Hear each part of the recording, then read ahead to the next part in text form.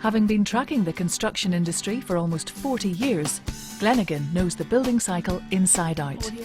Our vast reach sees us capture every UK planning application and decision, whilst providing extensive construction activity analysis and forecasting. Let's show you just how the cycle unfolds. We're going to look at a typical £10 million contract. It all starts with the client needing a building and appointing legal and financial advisors.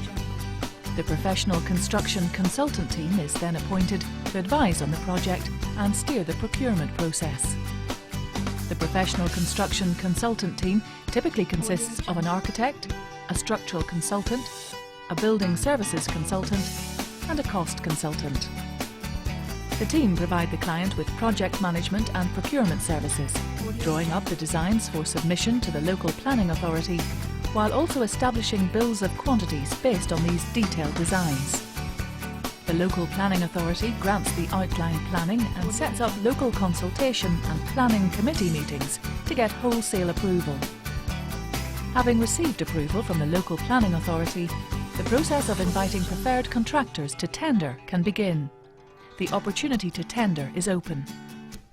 For contractors interested in tendering for the project, a pre-qualification questionnaire is completed and submitted, and from all the bidders, 6 are selected to tender.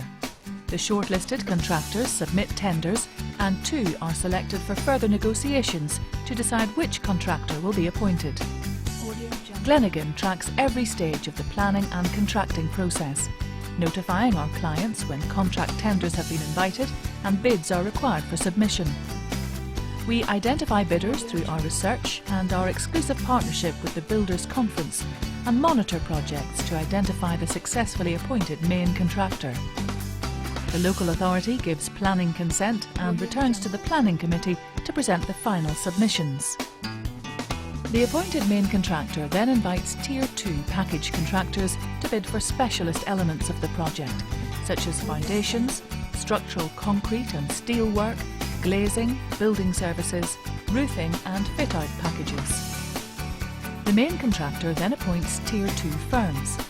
Our continual tracking of projects means Glenigan clients can access details of key people in these specialist contractors. Next, the main contractor works with the Tier 2 firms to complete the health and safety assessments and negotiate on the final pricing, delivery and designs before signing the Stage 2 agreement. The designs are returned to the main contractor for refinement, and the Tier 2 firms begin selecting the Tier 3 contractors, responsible for brickwork, roofing, scaffolding, electrical and mechanical works, dry lining and finishing works. The designs are finalised by the main contractor and supply agreements are drafted up between all builders merchants and manufacturers. The time has come to prepare for construction, with site teams mobilised and recruited, labour subcontractors brought on board and construction equipment hired. As more specialist contractors, materials and service providers are required, Glenigan equips its clients with timely project and people information to secure new business. As site security and preliminary works are completed and work starts on site, the Glenigan Index tracks this, thus serving as a forward indicator of industry activity. The site manager becomes responsible for the running of the programme, the site, the coordinating of subcontractors and the safety of the working environment.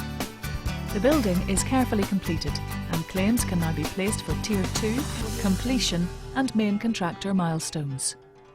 The client's quantity survey then completes an assessment of the work to verify that the project has been completed to the appropriate standard. If work completed is unsatisfactory, payment is disputed and a court of adjudication or arbitration opened for the contractor in question. At various stages of the process, local authority officers and building control inspectors will visit to ensure certain areas comply with regulations. Once the building has been certified compliant by authorities, the client engineer will sign the completion certificate. As part of this, any work still required, such as the refurbishment of minor defects, will be scheduled. Snagging will subsequently take place to ensure such minor defects are addressed and the project reaches completion. The client settles the outstanding final payment with the main contractor, and the property is handed over officially to the client. At this stage, the main contractor can issue retention payments to the second-tier contractors, having kept this to ensure the work was completed successfully. Glenigan tracks projects to completion on-site to provide the complete picture. The building occupier now facilitates a secondary fitting to meet their requirements.